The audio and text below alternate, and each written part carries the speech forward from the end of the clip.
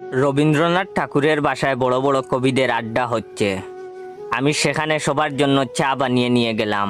আমার বানানো চা খেয়ে প্রথমে কবিগুরু বললেন, আমারও পরাণে যাহা চায় তার কিছুই নাই, কিছুই নাহি এই চাহে গো।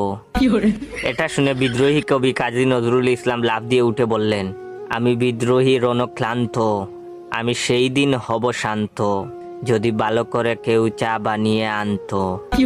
নজরুলের কথা শুনে উদাস মুখে জীবনানন্দ দাশ বললেন, আর আসিব না ফিরে রবি ঠাকুরের নীরে, গরম চায়ে মুখ দিয়ে টুট গিয়েছে পুড়ে। খানিক পরেই কবি সুকান্ত বলেছেন, কবিতা তোমাকে দিলাম বিদায়, এটা চা না যেন জলসানু চাই। হেলাল হাফিজ তখন গুমড়ে বললেন, নষ্ট পাতির সস্তা চায়ে মুখ হয়েছে তিতা, কষ্ট চেপে নষ্ট চায়ে মুখ দিয়েছে কিটা। রুদ্র মোহাম্মদ শহীদুল্লাহ নরম কণ্ঠে বললেন, ভালো আছি ভালো থেকো, চায়েতে চিনি বেশি মেখো। তা শুনে কবির নির্মূলেন্দ্র গুণ বললেন, আমি হয়তো মানুষ না, মানুষ হলে এমন চায়ে চুমুক দিতাম না।